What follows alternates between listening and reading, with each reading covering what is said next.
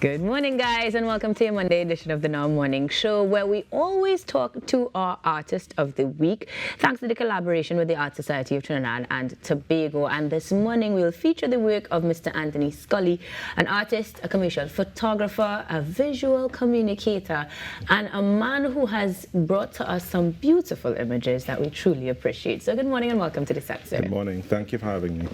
Well, I am delighted to hear your story because for a while now we've had paintings either captured from pictures or even of the memory of the artists. And this morning it's a refreshing change to see some photographs that capture moments in time that, as far as your bio goes, you have seen a lot. Tell me a little bit as to your journey into photography.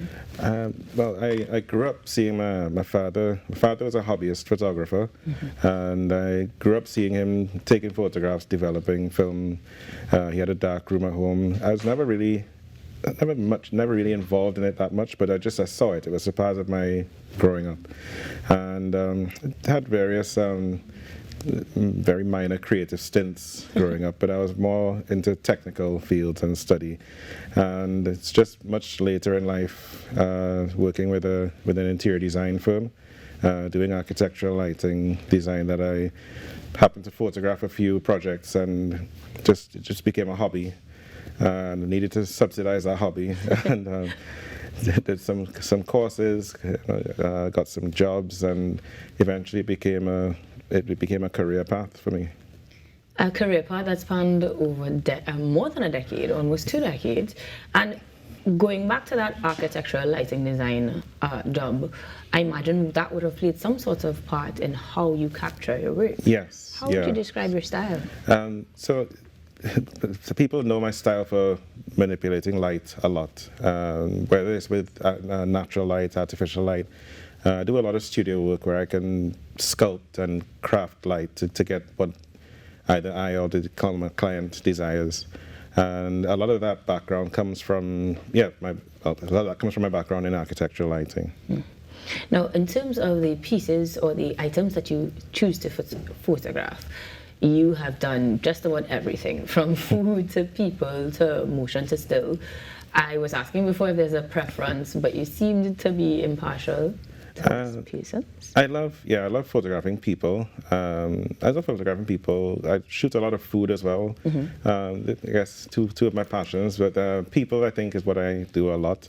A lot of my mentors were portrait photographers, and a lot of people that I look up to were portrait photographers. So it's been something I've pursued, and it's a bit of a challenge to me because I was typically a shy person. So capturing people and the camera gives me some sort of a confidence to interact with people. That's interesting. Cameras actually make me nervous for still pictures.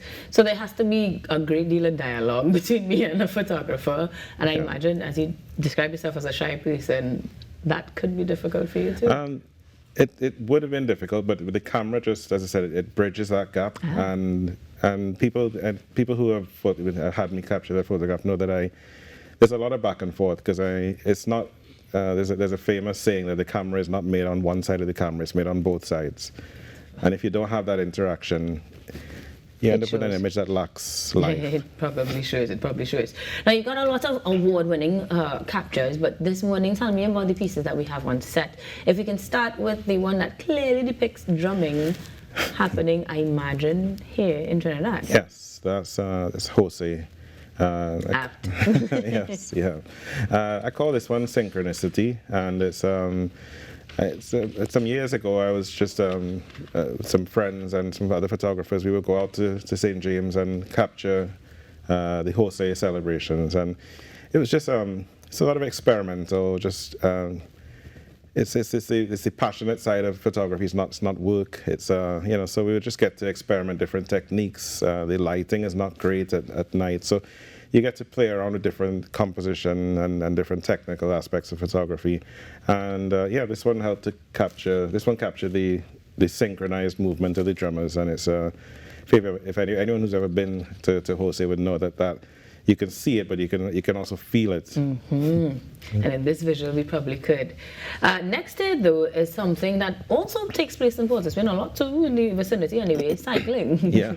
So tell me a little bit about that one. So this is a capture from an editorial shoot that we did for a local motorsport magazine, so some years ago, and I was charged with the job to tell a story in an image, and the story was that the athlete, a triathlete in the photo, when he was ordering the bike, the company that made the bike would analyze how his body outputs power, and basically there's a lot of analysis took place, and I wanted to show that analysis visually. So we put the bike on a stand, we put some little blue and red LED lights all over his body, and to get that motion, we actually moved the camera laterally during the exposure. So it's not a lot of people think it's Photoshop, or that was all done in the frame. Wow. Skill, talent, and that manipulation of light comes into play again. The next piece seems to be a similar effect in the sense of the blue being deliberate. Yeah. Tell me about that. Yeah. So over the years, I've capturing still photo. A moment in time is what photography is known for, but with manipulating the shutter speed, you can actually extend that moment in time. So this image was taken during the opening of the Summit of the Americas, and it was the ballet dancers on stage, and I wanted to capture the movement of the dancers, that circular movement, and the way the sequence would reflect the light and the color, the texture. So it was one of a number of frames, but this was it was something I really loved after. And initially, when I saw it, I questioned whether or not it was a photograph. So, job well done in creating that motion. But we wrap things up with a more traditional piece in terms of a portrait, one that holds a lot of meaning to you, and this one is called Hugh.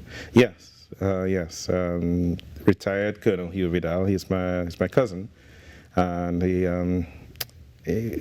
led the defense force during the attempted coup, and he's been a big part of my life from a child even to now. There's a lot of support and inspiration that I get from him. And a few years ago, I wanted to capture his portrait as he is now. And something I'm really happy with. His portraiture is a big part of what I do, and this is one of my favorite portraits.